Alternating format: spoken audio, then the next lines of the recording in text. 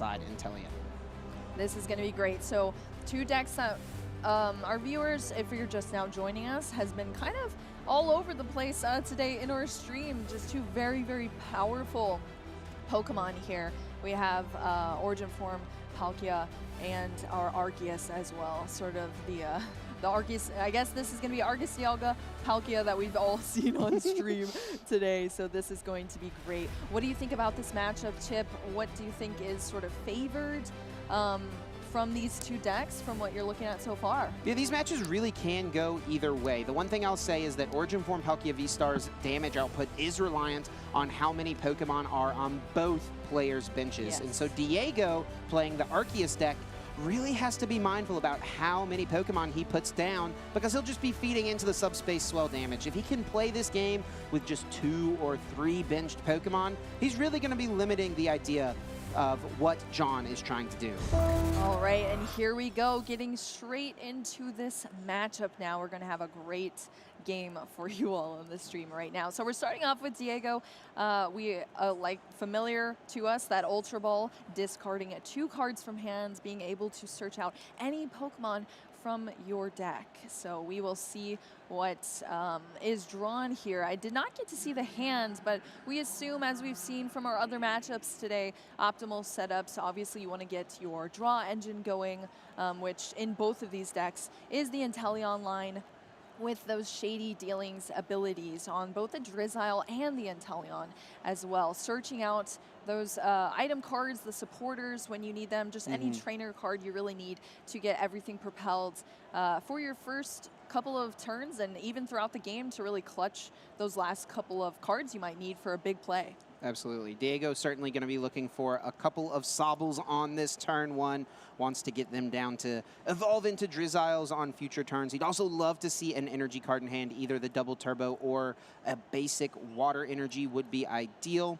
This deck is one that can withstand missing the turn 1 energy attachment, thanks to the fact that you play Melanie, so you can discard a water energy, accelerate it with the Melanie, and then find double turbo to still pull off a turn 2 Trinity Nova, but it's made much easier when you can just get a turn 1 attachment. Oh, and Diego doesn't have it. Oh no, going over to John now. Let's see if this setup is any better for John. It is already looking quite nice with that Battle VIP pass. That has been a really cool card to see in these Inteleon Engine decks, just because it really lines up these players to start so boldly in these matchups here, getting 2 basic Pokemon out onto their bench, and this is only able to be used turn 1. So actually having this card in hand, usually a lot of decks play quite a few of them just to be able to get that consistent turn 1 Pokemon search out, is really going to help John here in setting up his board state.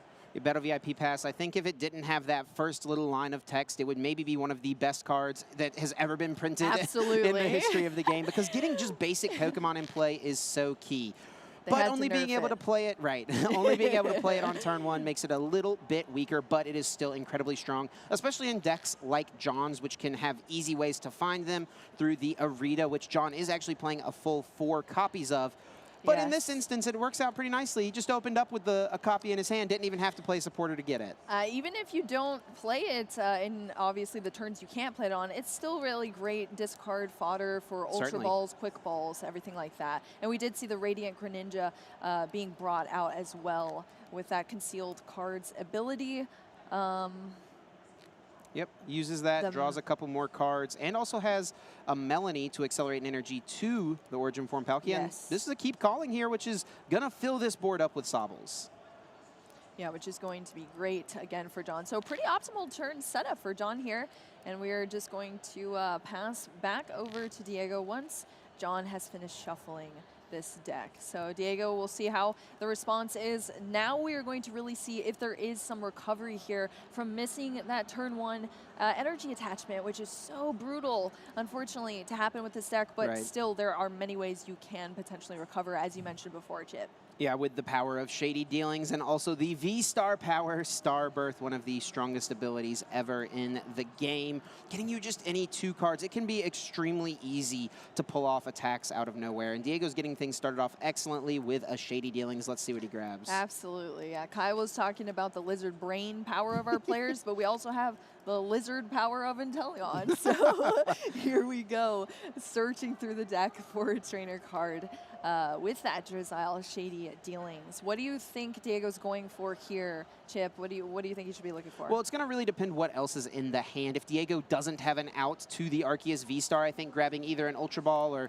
Evolution Incense could be excellent. If he's got that piece, maybe a Capacious Bucket or an Ultra Ball to discard a Water Energy, or some way to just try and set up for that Melanie, maybe getting the Melanie itself. And he's actually using Level Ball to go get the Dunsparce, just thinning it out of the deck. So this must be a pretty solid hand. If Diego can afford to just take that time and thin a card out of the deck, he must be sitting on something pretty solid. Especially for a Level Ball, which normally you see for Drizziles, Sobbles, to be able to just search out that Dunsparce when it's not even very relevant, just to thin it is great. So we did see the evolution into the Arceus V-Star as well in the active position. And Diego does play a Marnie, so that means we will not see an attack this turn over on his side. A little bit slower of a start than you would like, but still Marnieing your opponent when I think John was actually sitting on like a 9-card hand or something. Yeah, that's a lot. That's pretty good to just limit that as much as you can. Inteleon decks really hate to see Marnie played over and over and over again. So even though Diego might not get an attack off, oh no, does he not have an energy? I was about to say, unfortunately, we're not seeing any energy right now. No energy. I don't think we've seen a single energy for Diego, which is very, very unfortunate. And we've seen multiple searches for Diego, so, I mean, he knows it's in the deck. He sees the energy. He just cannot capture them into his hand. Yeah, he'll be able to, at minimum here, use Starbirth and go fetch one out. But it feels bad to use your V-Star power, which you only get one of a game, to just get an energy card. Yeah, that is. And, I mean, unless it's the energy to be able to complete an attack. But, yeah, to not actually be able to complete the attack, even though you're searching out the double energy with your Arceus V-Star is very, very difficult, unfortunately. So I think Double Turbo was one of those grabs. Maybe if Diego got a Switch or something like that. I'm not sure if he even plays Switch. We could maybe have seen a Trinity Charge this turn. But no, it looks like it was just an Evolution Incense for the following turn.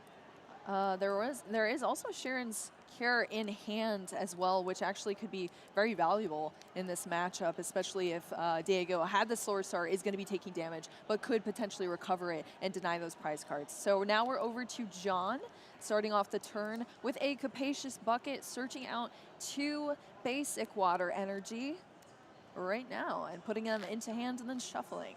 Yeah, this is excellent. He'll be able to get an energy attachment for turn. Also, of course, can use that super powerful concealed cards ability of the Radiant Greninja. Just get a couple extra cards in here, see what else there is to work with. A great response to a Marnie is Greninja with its concealed cards. Yes, which is what we just saw there.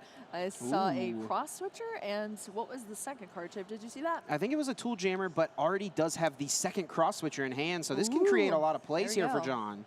I don't think we've actually seen a Cross Switcher play yet in our matchups casting together, Chip, so that would be really interesting. The Cross Switcher card, you have to play 2 of them at once, but you do get to switch your opponent's bench Pokemon up into the active, and then you also switch your own Pokemon as well.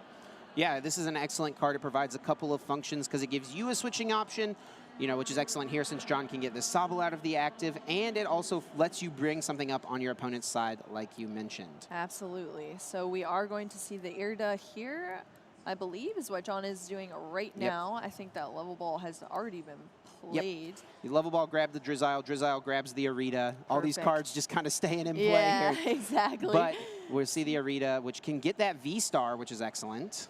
Yes, definitely. That is very, very important. Such a strong draw with the Irida. I mean, that's why so many of these decks are really slotting that card, because I mean, when you're playing an all-water deck, it just makes sense to kind of cement that consistency into your deck.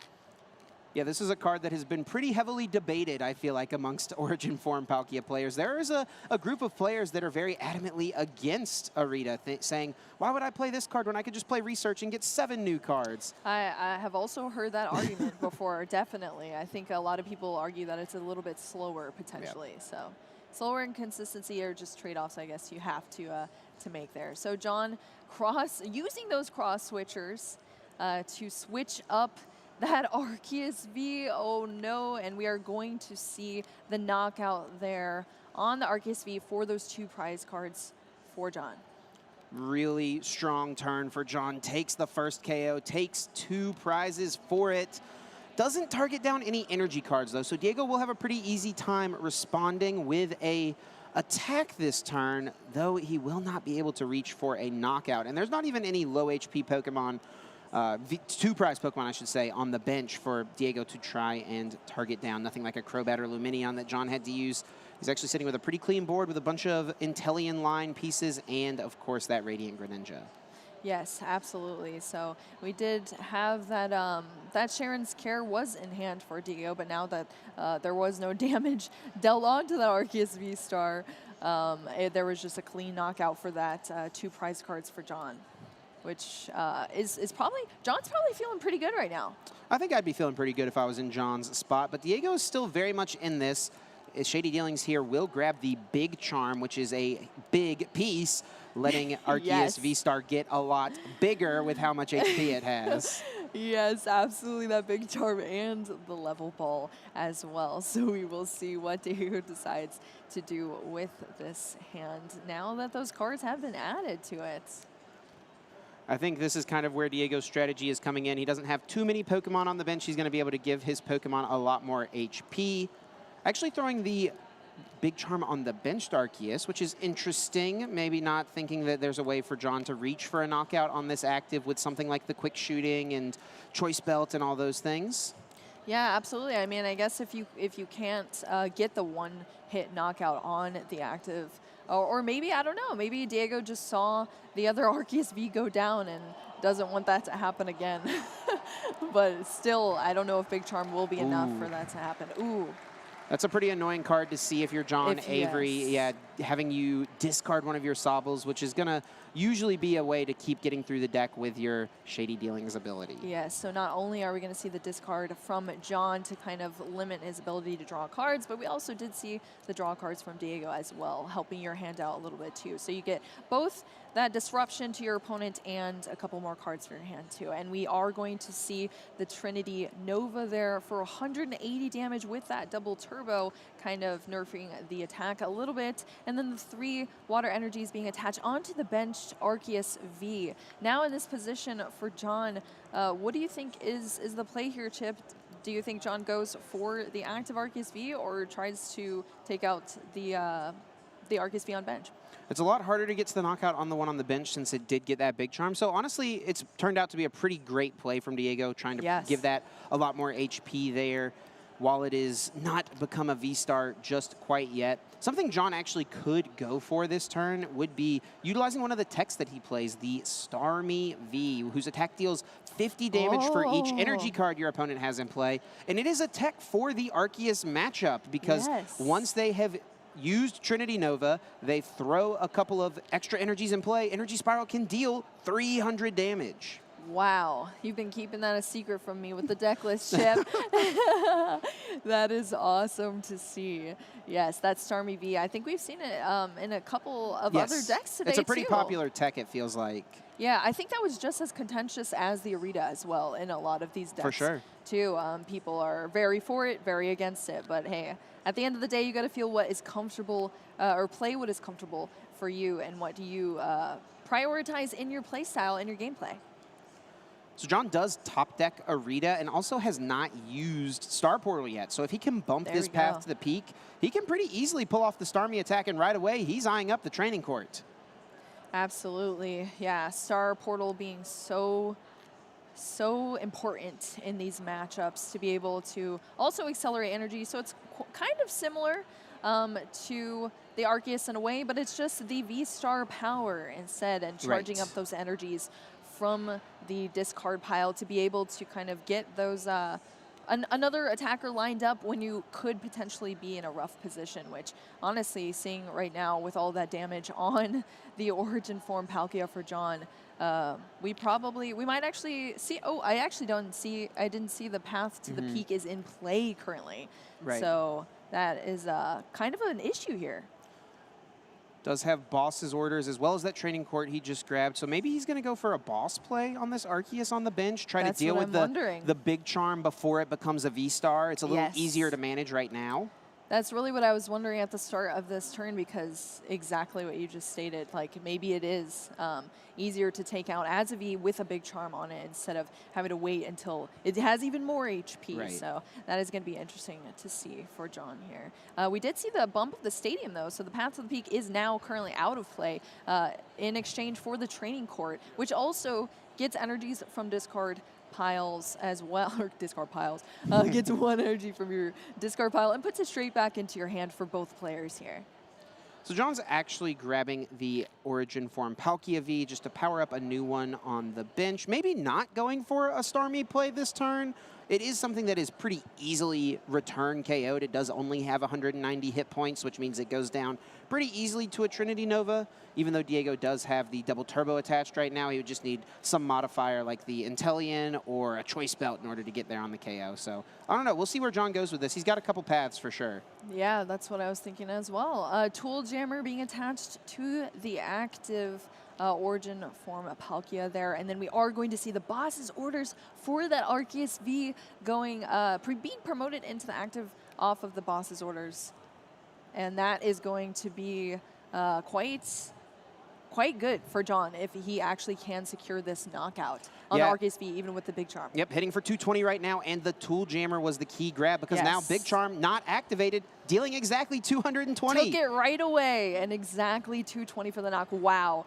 Super heads up play there from John, and just like we said, eliminating that that threat on the board really with the big charm, because there's not going to be an Arceus V star in play anymore on that Arceus V with the big charm. Right, so. yeah, dealing with the big charm before it gets to 310 hit points, which is so much harder to manage. Really smart decision, I think, here from John, and you can see why he's 5-0. Yes, definitely. And also having that another Origin form Palkia on bench just to be able to line up another play even after this is good. So now we are back to Diego's turn, and we see the evolution into the Inteleon here going back into the deck with Shady Dealings to search out, again, 2 trainer cards. I know we say this a lot, Shady Dealings. That's probably our most said word. Yeah, most used, most said ability name or attack name for sure. We're doing some Shady Dealings here on the Pokemon stream, but it is just so pivotal to these decks, and it is actually going to be staying around a little bit longer with the announcement of the rotation and everything as well. Yep, pick up your Drizzles now because it is here to stay. Yes, absolutely. All right, we did see, was that the Ordinary Rod? I think so, yes, okay, cool. The Ordinary Rod, choose one or both, and you shuffle either 2 Pokemon or 2 basic energy, or both, back into your deck. So definitely a great way to just recycle your resources back into the deck and be able to really last longer in the game. And we will see Diego take their first knockout. 2 prizes to his side. Now John sending up that Origin form Palkia V. Yes. And slams that V-Star into play right now and has not used Star Portal yet. So even though there's no energies on it right now, it'll pretty easily be able to manage an attack. Yeah, as long as there are 3 in the discard, those 3 can be on the board, stay real quick. With that Star Portal, no longer having the Path to the Peak in play to stop it. So the Origin form Palkia can roam free to attach all of its energies if it wants to, which is great.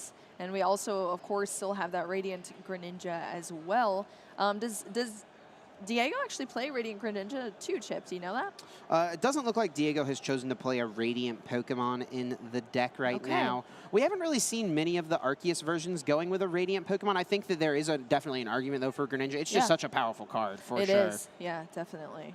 But I guess you just are like, well, I'm consistent enough with my my V-Star power on my Arceus, so that makes a lot of sense. Okay, so we are going back into the deck here for John with that Irida, and going for the Origin form Palkia V-Star and a cross switcher. So that must mean John potentially has another cross switcher. Yeah, I actually think that last cross switcher is still in the prize cards, I'm pretty sure. So I don't think he'll have the ability to pull that off just this turn. There it is, and we will see if it is potentially grabbed out of there. John does actually only play 1 boss's orders and the 4 cross switchers and no pal pad. So if John doesn't take a 1 prize KO and find a way to get that cross switcher off the prizes, he actually won't be able to gust the rest of this game. Yeah, and that would be a dilemma for sure. Okay, so we did finally see that star portal being used for John to attach those energies both to the active Origin form Palkia and on the bench as well. And also has that Shady Dealings Intellion. Here we go.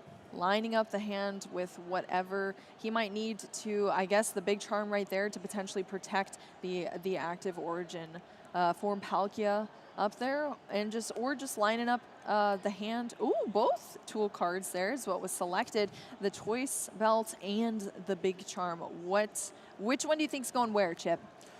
Yeah, the big charm's really interesting. Not a card that we often see in the Palkia deck, and it makes sense. Very solid. Just give your 280 HP Pokemon a little bit more. Kind of the same reason Arceus decks play it, and being put on the active is very strong. Since it now has 310 hit points, Diego is going to have a harder time reaching for any kind of shenanigans with, you know, building up damage with like a quick shooting, you know, choice belt, any of those type of things. That much harder to get to. Yeah. And we did see the damage being put there on Diego's active Arceus V-Star. And now we are back to the turn. But as we said before, Diego does have Sharon's Care in deck, which we've seen in a couple of other matchups as well. So there is still the potential to just scoop up the Arceus V-Star and be able to get rid of that damage and deny those prize cards. But unfortunately, I don't think there is another kind of follow-up. Yeah, there's an energy on one of the Intellion on the bench, so we could see an Aqua Bullet. Okay, there you go. Working in an Aqua Bullet attack is actually really strong with this deck if you can manage it. Yes. But I think we see a little bit of Diego's plan there, using Palpad to put Roxanne back. He doesn't have any more Shady Dealings, though, so I'm not sure if he'll be able to find it this turn. Oh, and that would be unfortunate because that would be a great card to play right now. I'm not sure how many cards John has in hand, but I mean, anytime you can Roxanne this late in the game, it's always very, very powerful because you could potentially just deal your opponent into a bricked hand and they might not be able to draw out of it. All right, so we do see the Arceus V hitting the bench now for Diego as well. So just, actually just drawing it out, potentially not hitting the bench, but having it in hand now. Yeah, just thinking about if I want to put this down or not. At minimum, thinning it out of the deck, which is nice. I do see that Sharon's Care in there. We'll see if Aqua Bullet could be the choice for Diego this turn. I think that might be potentially what we are going to see. We do see the scoop up net here. And yeah, there we go. Sharon's Care scooping all of that damage up off of the board state for Diego.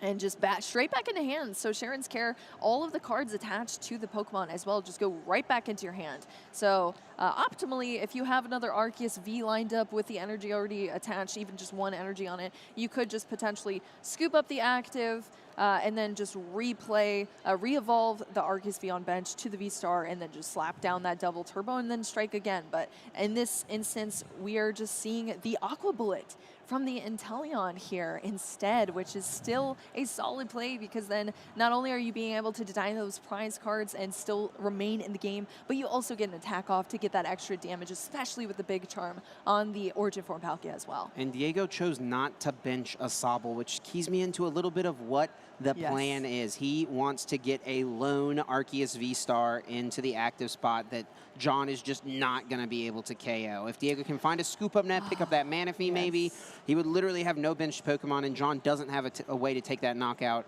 Now Diego, though, without having access to Shady Dealings, is going to need a pretty strong hand here as a way to find the Melanie, and unfortunately Diego says, I can't do it, I'm going to scoop it up, and it looks like John will win game one. There we go. I think that might be a good play for Diego. I mean, going into these matchups, you always want to have as much time as possible to get as many games in as possible. Definitely. So you're not too worried about having to take a tie, especially with both of these players. I mean, a tie wouldn't hurt either of them at all right now. But of course, you always want to secure a 6-0-0 record because that is just next level, especially at such a prestigious competition such as NAIC.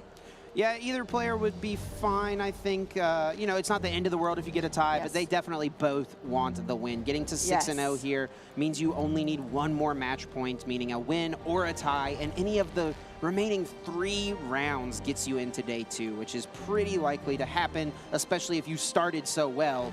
It's pretty unlikely to miss whenever your deck is running that well.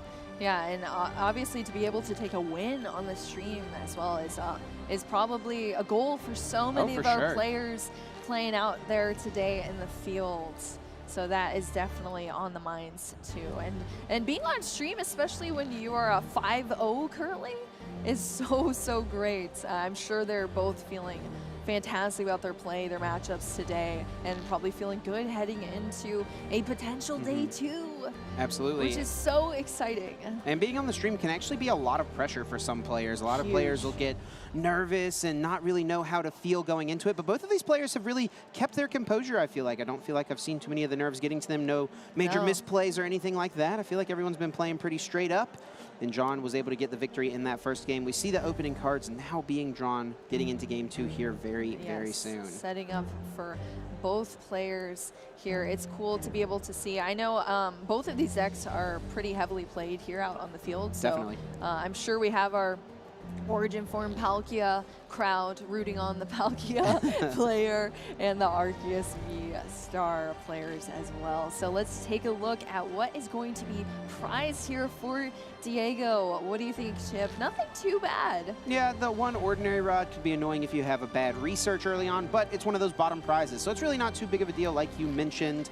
You know, capture energy, prizing an energy card's never like the best thing ever, but you play so many of them, you definitely expect to prize them at some point. Nothing too detrimental. In our last matchup, we saw Calvin Connor prize 2 Drizzile, which is definitely not what you want to see playing an Inteleon engine. So at least we're not seeing anything too detrimental like that for the prize cards. And let's check out John's prize cards here as well. Prizing that cross switcher again, and it does remain at the top of the prizes. Not again. It didn't end up mattering too much. John did get the win in game 1, but it is certainly annoying since there is only going to be 2 options to Gust as opposed to the normal 3 that John would have if he had access to all of the cards available that he plays. Absolutely, and we are getting into this game. Diego's starting us off here. 2 Arceus V in play, much better of a setup than last time for Diego. And then I think we've kind of switched spots here because I'm pretty sure Diego started with a Manaphy last time, and now John is starting with that inactive. So here we go. But yes, that capture energy, being able to take out another Pokemon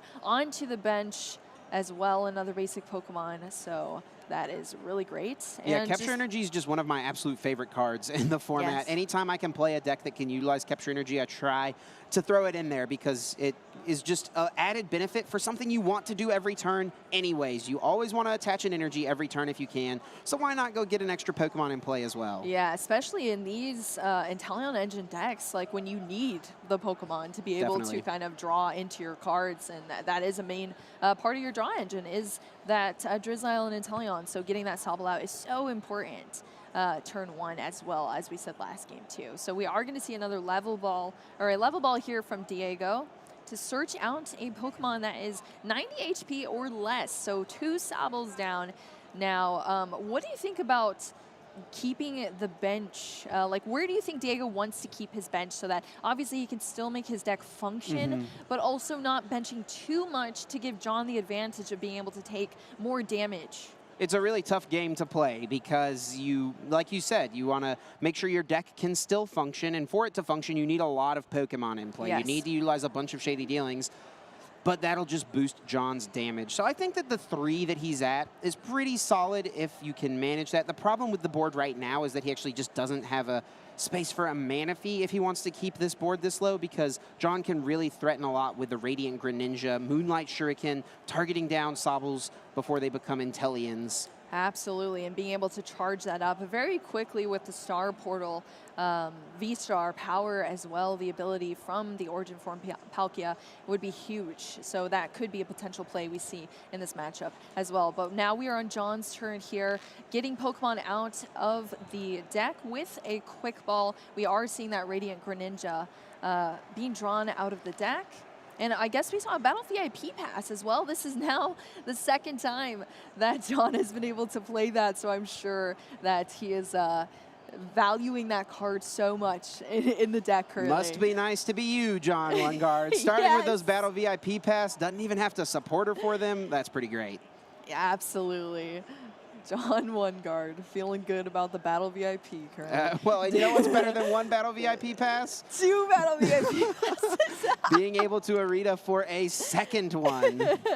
Oh my goodness. Can you imagine seeing that as Diego and just being like, oof, that hurts. Yeah. That hurts a lot. And you can really see why this card has picked up so much play in these Palkia decks. Whenever the Astral Radiance set first came out, some of the initial lists that were being played online just didn't have this card. And as it started to pop up here and there, people recognized, okay, this is really powerful, and it combos extremely well with the supporter Arita, which these decks love to play multiple copies of. Absolutely, yeah. I mean, most of the time we see Battle VIP in Mew decks. So Yes. I guess our Palkia players have kind of taken note of that. And I mean, in a deck where you do more damage, if you have more Pokemon on the board state, like it only makes sense to play it. So as we can see, a fully loaded bench here for John, and then now passing back over to Diego.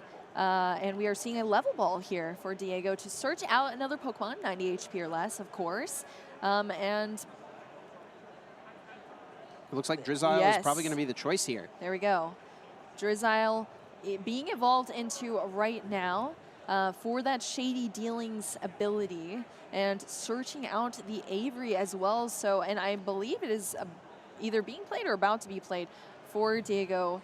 Yeah, this is a big hit here for John. It's going to force him to discard 2 Pokemon. Now Diego can draw 3 cards as well. You can see why Avery is so powerful in this format because of how dominant the Intellion engine is. I loved that play because you see such a powerful setup from John with those Battle VIPs, and then the Avery to kind of shut all that down. And I'm sure John was like, oh, I'm feeling good. I'm vibing right now on my 5 Pokemon bench, but unfortunately to see that card is pretty rough. And now Diego doesn't really have to worry too much about putting Manaphy in play because John just discarded that Radiant Greninja. So this is working out great for Diego because he'll be able to operate with this low bench size. There we go. Yeah, I guess John wasn't even really thinking about that strategy or going for a different play here than utilizing that Radiant Greninja.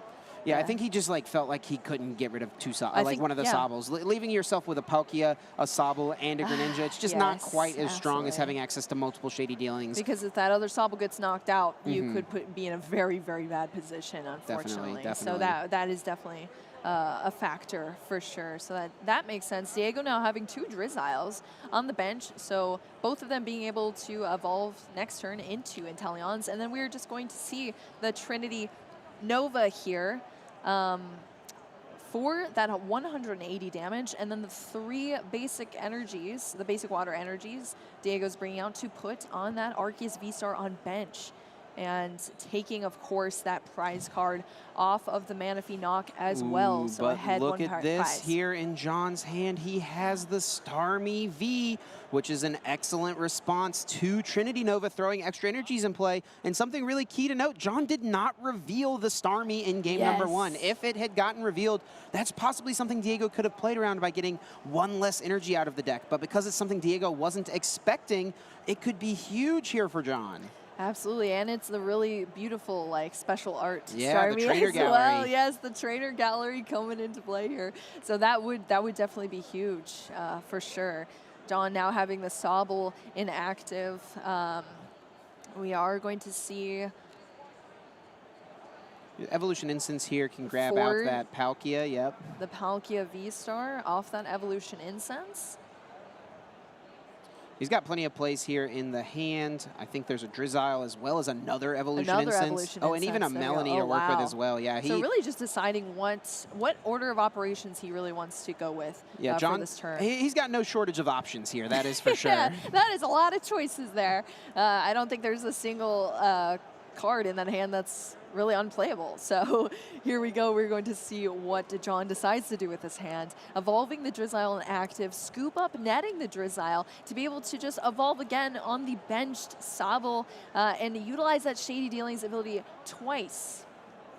And chooses to put the Big Charm on the Starmie, which makes me think he wants to target down the Arceus on the bench that has all the basic water energies on it so that this active one can take a hit even if a Choice Belt got thrown down.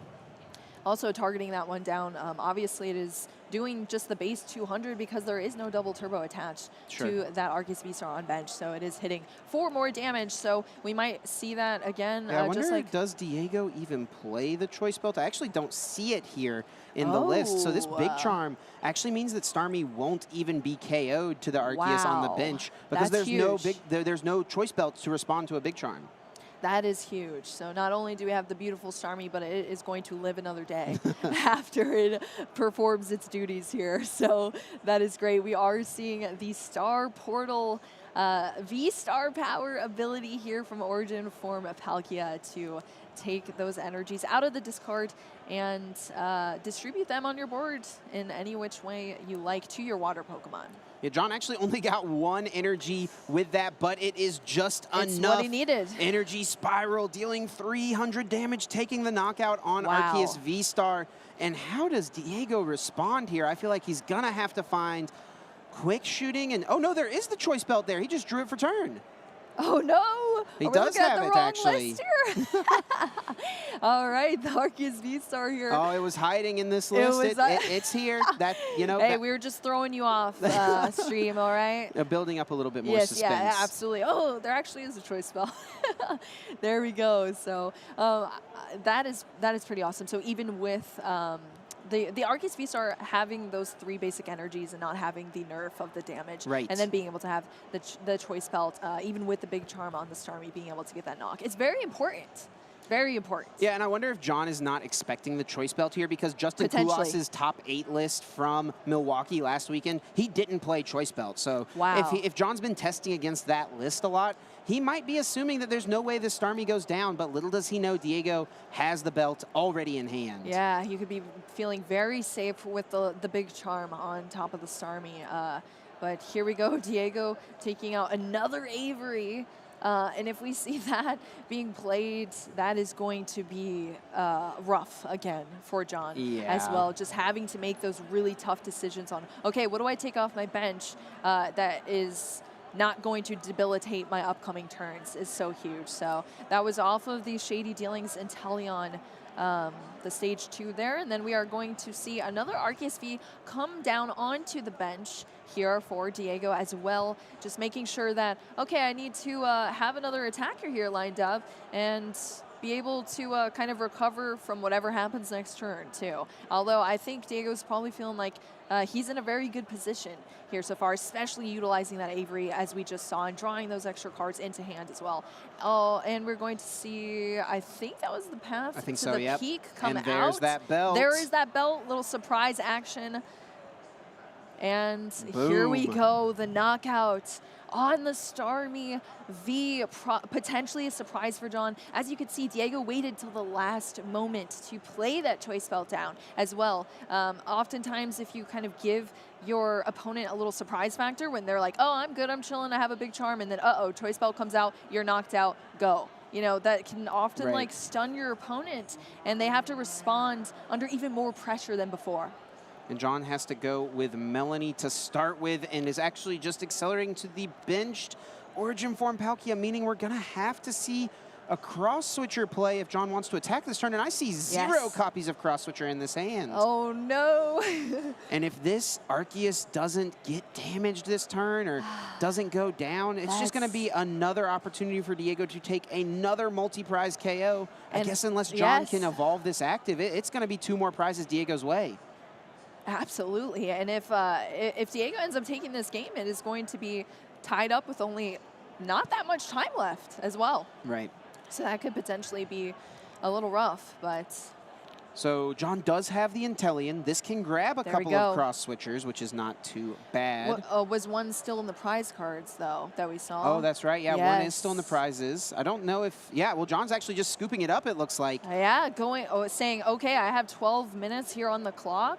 And I don't think I'm going to be able to secure this. So let's go into a game 3. Yeah, and I think that's a great time to choose to concede by John. Once he realizes, hey, I can't win this one, let's try to get a win. 12 minutes isn't that much time, but it's certainly possible he could close this game out. Yes, yes. Oh, nice. Okay, so both of our players here, 5-0-0 are their records, and we are going to be going into a game 3. Game That 3. is going to be awesome. Trying to fight to get to that 6th win here. Both of these players really wanting those 3 match points if they can get them. 11.5-ish minutes remaining on the clock. Fighting for their life here on this live stream currently. And as Chip was saying before, it can be a lot of pressure to play Absolutely. under the lights with the white noise in your ears. I personally don't think I would be wanting to play on stream with my deck. I think that would be very, very nerve-wracking, and that can be due to your detriment sometimes if you're not prepared for it. But some people are completely the opposite. Some people thrive on stream. Under the pressure is when they perform their best as well. So that's really cool to see for a lot of these players too. Just succeed on stream, and especially when you get those reactions. It's a little bit harder with a face mask, but seeing how excited players get, Absolutely. how much time they put into earning these wins, it's always really, really cool to see. Yeah, the time that they put in gets rewarded. Who knows how long these guys have been testing with their decks. But they've obviously prepared leading up to this event, and it's gotten them to a great point so far. Sitting at 5-0 at international championships is not easy to do. The field in both of these pods, the blue pod and the yellow pod, are both incredibly stacked. The best players from around the world coming to this event from Latin America, Oceania, Europe, and of course North America as well. Yes, absolutely. We're seeing worldwide competition here on the main stage, and that makes it all that much better because you often see so many testing groups having, you know, little like cliques of people, groups that of players that kind of mend well together, and you often see like new strategies being formed in different parts of the world too. Definitely. You know, different brains discuss and come up with different play styles, different strategies, and it's always really cool to see what is being brought to these large competitions, both regionals and now here at NAIC. We're getting into this next game. Yeah, both players about 10 still minutes setting left. Up. Oh, that's going to be cutting it close here, Tip. I mean, but we could potentially see a very fast game depending on how these players are able to set up in the early game. I think John maybe being favored a little bit, having the Battle VIP pass potentially. And also the fact that John is going first here. If he can have a really powerful opening and try to get a turn 2 knockout on a 2-prize Pokemon, similar to what we saw in game number 1. Yeah. Since John will be going first, if he can just replicate what he did in game 1, he'll be in an excellent spot. Absolutely, and I'm sure Diego still, I mean, both of these decks are extremely powerful, so I think Diego also has the ability, especially if John isn't able to find those cards, no Battle VIP pass potentially, and John going first could potentially have kind of a difficult start, just like our first game with Diego. And if that happens and Diego's able to respond, which is very a strong possibility, especially with a deck that plays Melanie as well, and able to get those energies attached, guaranteed, and potentially take. Doesn't look like John has a great hand here, but he's getting bailed out. Diego's actually, that's the second mulligan actually, so yeah, John's gonna have 2 extra cards to work with, and based on what I saw in that hand, he's gonna need it. It's like Tool Jammer plus a V-Star, a bucket, an energy, but no search cards, no quick ball, no VIP pass. That's exactly what I was just describing, Chip. So we'll see if those mulligans help out. Oh no, you didn't just do that to John, did you? I don't know. I'm sorry, John. But yeah, for those at home, if you're unfamiliar with what a mulligan is, if you draw into your original 7 hands for the start of your turn and you have no basic Pokemon, you have to take a mulligan, which means you have to reshuffle, redraw another 7 cards until you get a basic Pokemon. But unfortunately, your opponent does get to draw an additional card for each mulligan you take. So in this instance, John will be able to draw 2 more cards and hopefully bail him out of that terrible hand that Chip was describing. Yeah, it's not great right now, so I know he's very thankful to see Diego. He's maybe got his finger crossed that Diego doesn't have another basic. Maybe one more card. No, but it does look like Diego here has a couple of choices. I think it's an Arceus and a Sobble as options. John will take 2 mulligans. I don't think those 2 mulligans were much help either. Oh my, all right. Let's check out our prize cards here for Diego now that we have a basic down on the field. Nothing too bad, 1 Arceus V-Star, but nothing terrible at all.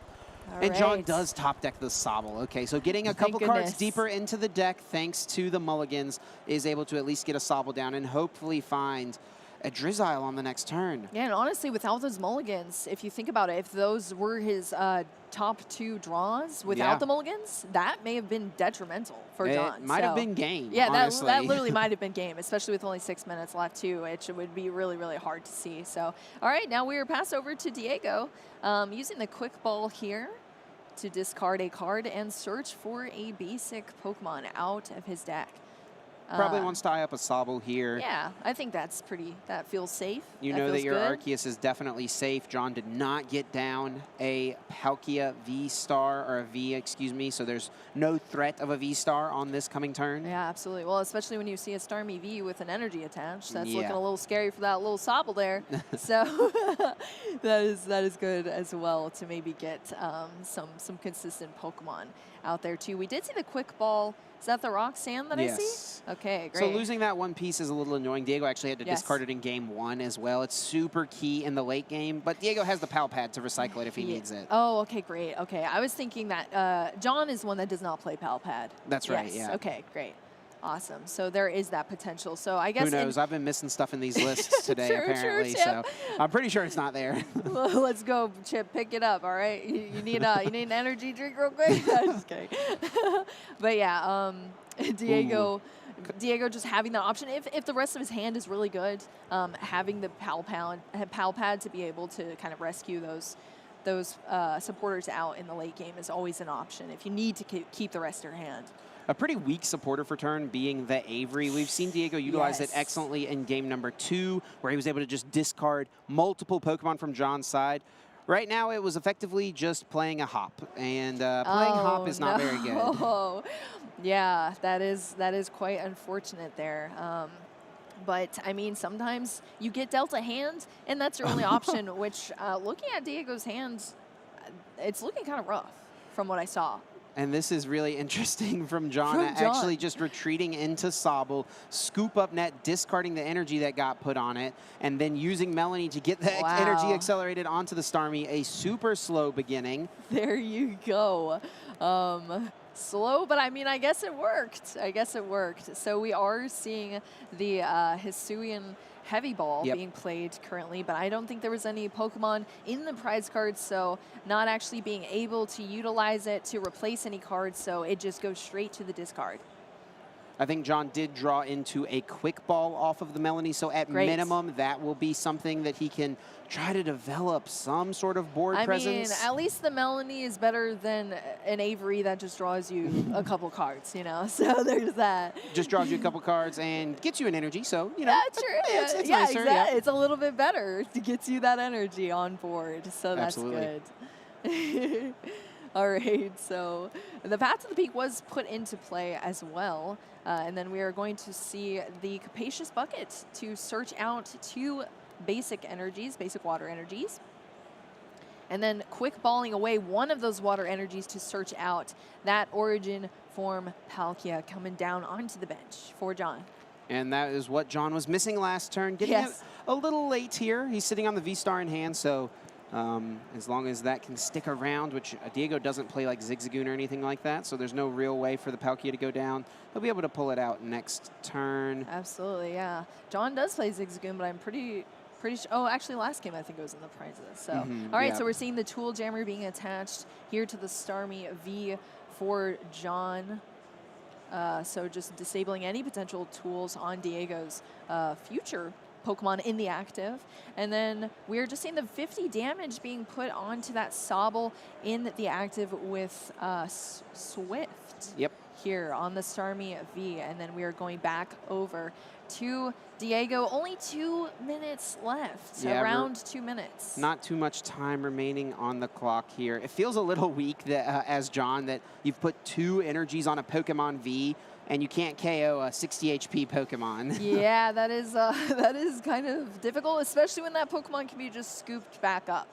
Unfortunately, with a scoop up Diego doesn't have much either. We're actually just seeing the Power Edge. Both of these guys really having some slow starts. Power Edge, but still not even doing that 130 because of the double turbo energy. So that is a little bit rough here. Both very slow starts in a round that's really narrowing down quite quickly. And I think this is kind of looking like it might potentially end in a tie. I don't know. What do you think, Chip? It's definitely leaning that way. It's going to be difficult for either of these players, especially with kind of where they're at as far as their pace of play is, and also with just how these boards are getting set up. It's going to be hard for anyone to take 6 prizes before the time expires. Luckily, this is not in a win-in yet, so we are not in a situation where a tie doesn't get you into day 2. You know, a tie like we were describing before isn't too terrible for either of these players. You're still in a pretty comfortable position, being 5-0-1 with both of their records here today. Obviously, it would have been pretty hyped to see a win here, and we. But I mean, a tie is just as good for these. Well, not just as good, but still a good spot to be in for both of these players in their scores for the day. Yep, definitely better than a loss. That is for sure. And now you just, you know, if you tie this round, which we're assuming is what's likely going to happen here, if you do get the tie with 3 rounds remaining, you just need to win one of the 3. Yep, exactly. So you're kind of in a very comfortable position as a player here. So we are still seeing John still, again, talking about the pace of play. Both of these players are not rushing. You know, they're both taking their time, both with really incredibly slow setups, as we saw. So they're kind of just gliding through these motions. Here we go. Not really feeling the sense of urgency of a player who wants to finish the game. So I feel like we're maybe in a spot where these guys are just kind of accepting that they're going to most likely tie here. But still playing it out until turns as well. So when the clock runs down, which could potentially be on a slightly different time than us, it'll go into turns for these players, and there will be 3 additional turns total on the board. And usually the player that it hits turn, or the clock hits 0-4 is usually turn 0, and then it goes 1, 2, 3. So Diego just kind of thinking through the options. We do see a Marnie being played, so he'll limit John's pretty sizable hands. Yep, shuffling both of their hands, putting at the bottom of their deck. So all the cards that were in their hands are now at the bottom of the deck. So they're not able to be drawn into either. And then Diego drawing 5 cards and John drawing 4 because Diego initiated that Marnie. Going back into the deck here with a level ball. If we can, if the deck can come up. Oh, no. Yeah, it looks like we're having a talk with the judges about something here. I was like, I struggled to pick my deck up too, so I thought that was what's happening. All right, there we go, talking it out with the judges. Probably trying to figure out who was turn 0, most likely. Yeah, maybe something like that. And I think both these guys recognizing, hey, time's been called, we can't win. Looks like it's just going to be a tie. No reason to drag this out, so let's get on to our next round. Absolutely. And both of these guys being 5-0-1. Not too bad, but a little disappointing to not come away with a win here in this last one. A little bit, and you know, it's always more fun, I think, on the stream to see a hard win from a player. For sure. But you know, these are both very strong decks, and I think you could say they have a sort of equal advantage to each other. So, I mean, a tie feels right, too, for both of these decks.